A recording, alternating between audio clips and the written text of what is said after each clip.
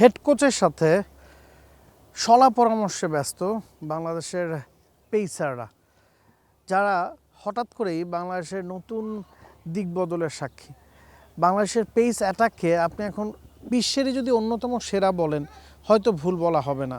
আপনি যদি 3 ফরম্যাট চিন্তা করেন, ওয়ানডে, টি20 টেস্ট, অন্তত 8 থেকে 9 জন পেসার আছেন যাদের পার্থক্যটা 19-20, যারা যে কোনো ফরম্যাটেই আসলে খেলার সামর্থ্য রাখেন। সেটা আমার কাছে পার্সোনালি মনে হয় হয়তো অস্ট্রেলিয়ারও নাই। অস্ট্রেলিয়ার হয়তো Pat Cummins, Josh Hazlewood, Mitchell স্টার্কের পর একটা বিশাল গ্যাপ আছে অন্যদের সাথে পার্থক্যে। বাংলাদেশের রিসেন্ট উত্থানের পেছনে পেসারদের ভূমিকাটা সবচেয়ে বেশি গুরুত্বপূর্ণ, এবং পেসাররা ঘরের মাটিতে এই ধরনের আবহাওয়াতেও যেভাবে আসলে ডেলিভার করছেন, প্রথম 2 ম্যাচেও আমরা দেখেছি পেসারদের আউটস্ট্যান্ডিং পারফরমেন্স। প্রথম ম্যাচটাতে শরীফুল 5 ওভারের মধ্যে 27টাই ডট বল করেছেন, শুরুতে 27 রান দিয়েছিলেন, পরের ম্যাচে মাত্র 32 রান দিলেন। নাহিদ রানা প্রথম ম্যাচে এক্সপেন্সিভ ছিলেন, পরের ম্যাচে সেটা পুষিয়েছেন, মাত্র 32 রানে 5 উইকেট নিয়েছেন।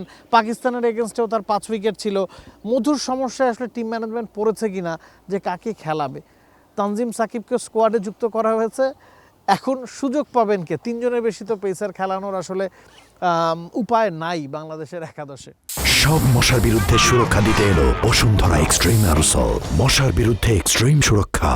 নাবিল স্যার, আপনি যদি দেখেন যে এই সমস্যা বাংলাদেশের সবশেষ 1.5-2 বছর, মানে আপনি যেটা বলছিলেন যে মধুর সমস্যা, ঠিক আগের দিন রাতেই আমার টিম ম্যানেজমেন্টের একজনের সঙ্গে কথা হচ্ছিল, তো তিনি সরাসরি আমাকে বললেন যে আগে বাংলাদেশের স্পিন অ্যাটাকটা খুব ভালো ছিল, এজন্যই উইকেটগুলো স্পিন ফ্রেন্ডলি হতো। এখন আমরা ওই সাহসটা দেখাতে পারি যে মিরপুরের উইকেটেও নাহিদ রানারা যে ভালো বল করেন, তাসকিন শরীফুলরা ভালো বল করেন। শরীফুলের উইকেটের সংখ্যা আপনি বললেন, নাহিদ রানার উইকেটের সংখ্যা বললেন, কিন্তু উইকেট তো একটা বল লাগে। কিন্তু আপনি যখন 10 ওভারে 45 বা 44, 43টা ডট বল করবেন, তখন আপনি ওই লম্বা সময় ধরে ভালো বোলিং করবেন। এই কাজটা বাংলাদেশের পেসাররা পারে। বাংলাদেশের পেসাররা এখন ম্যাচ জেতাতে পারে। আগে আমরা দেখতাম যে দিনের পর দিন, বছরের পর বছর কেবলমাত্র ওই সাকিব, আব্দুর রাজ্জাক, মোহাম্মদ রফিকরা আমাদের ম্যাচ জেতাতেন। এখন আপনি যে নামগুলো বললেন, বা আমরা একদম শুরুতে যে ছবিটা দেখছিলাম যে 5 পেসারের আড্ডা, বাকি নামগুলো আপনি রিপন, সাকলাইন, তানজিম সাকিব অথবা হাসান মাহমুদ, এই নামগুলো বলে দেয় যে বাংলাদেশের পেস বোলিংটা কত ভালো। ইনফ্যাক্ট আমি লাস্ট একটা ম্যাচ দেখছিলাম যেখানে খালেদ ইবাদতরাও খুব ভালো বোলিং করেছেন লাল বলে, যদিও সেটা বিসিএলের একটা ম্যাচ ছিল। তো এই যে বাংলাদেশের পেসাররা দারুণ করছে, এটা অবশ্যই বাংলাদেশের ক্রিকেট ফ্যানদের জন্য একটা স্বস্তির। জিততে পেসাররাও এখন আমাদের জেতায়, এই ব্যাপারটা সব মিলিয়ে বাংলাদেশের যে কোনো ক্রিকেট ফ্যানের কাছে স্বস্তির। আবার যে মধুর সমস্যা, যে তানজিম সাকিব কি একাদশে ফিরবেন কিনা, বা নাহিদ রানা কি বিশ্রামে থাকবেন কিনা। আবার এমনও আলোচনা হচ্ছে যে নাহিদ রানা আগের ম্যাচে 5 উইকেট পেয়েছেন, এর পরের ম্যাচে তাকে বিশ্রাম দিতে পারে। এই বিলাসিতা এখন বাংলাদেশের রয়েছে, এটাই স্বস্তির খুব। এবং এই বিলাসিতা বা এই স্বস্তিতে বাংলাদেশ এর আগে কি আসলে খুব কখনো থাকতে পেরেছে? আমার কাছে আসলে গুজবাম্প হচ্ছিল যখন এমিল বলছিল যে 5 উইকেট পাওয়া একজন বোলারকে আমরা পরের ম্যাচে হয়তো বিশ্রাম দিতে পারি। আপনি যদি খেয়াল করে দেখেন, তাসকিনকে সাধারণত ব্যাক টু ব্যাক ম্যাচ খেলানো না, ব্যাক টু ব্যাক 2টা ম্যাচ তিনি খেলেছেন। Nahid Rana back to back 2টা ম্যাচ খেলেছেন, তাদের একটু ইনজুরি প্রবণতা আছে। শরীফুলের ক্ষেত্রে হয়তো একই কথা খাটবে না, অনেকদিন পর তিনি ওয়ানডেতে ফিরেছেন, তিনি চাইবেন সবগুলো ম্যাচই খেলতে। মুস্তাফিজ টসের আগে স্কোয়াডে ছিলেন, প্রথম ম্যাচে একাদশে ছিলেন, শেষ মুহূর্তে বাদ পড়েছেন। গেল ম্যাচে আমরা দেখেছি তাকে অনুশীলনে যথেষ্ট ঘাম ঝরাতে ভাবা হয়েছিল হয়তো তিনি ফিরবেন, তবে বাংলাদেশ দল তাকে নিয়ে ঝুঁকি নিতে চায়নি, কারণ ঝুঁকি নেওয়ার কোনো প্রয়োজন পড়েনি। বাংলাদেশ সিরিজে পিছিয়ে ছিল, তবে ওই বোলারদের উপর বাংলাদেশের কনফিডেন্স ছিল, টিম ম্যানেজমেন্টের কনফিডেন্স ছিল। মুস্তাফিজ ফিরবেন?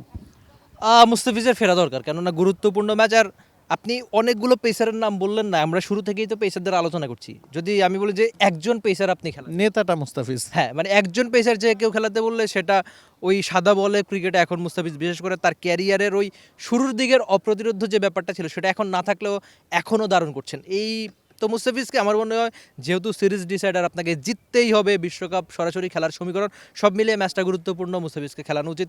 সেক্ষেত্রে হয়তো আপনি তাসকিন আহমেদ তাজিমকে রেস্ট দিতে পারেন। আবার এই উইকেটে কিন্তু নাহিদ রানা যদি খেলেন, একটু রান বেশি দেওয়ার সম্ভাবনা থাকতে পারে, কেননা এখানে সরাসরি বল বেশ ভালোভাবে ব্যাটে আসে। তো সব মিলিয়ে নাহিদ রানা বিশ্রামে বা তাসকিনকে রেস্ট দেওয়া যেতেই পারে। নাহিদ রানা এবং তাসকিন যদি বিশ্রাম নেয়, দুজনকে যদি আপনি বিশ্রাম দেন, সেই বিলাসিতা যদি আপনি দেখান, এবং আপনি যদি 3 পেসারকে একাদশে রাখতে চান, মুস্তাফিজেরকে যদি আপনি ফিরাতে চান, সাথে শরীফুল আরেকজন পেসারের প্রয়োজন পড়ে, সে কারণে কি সাকিবকে ফেরানো?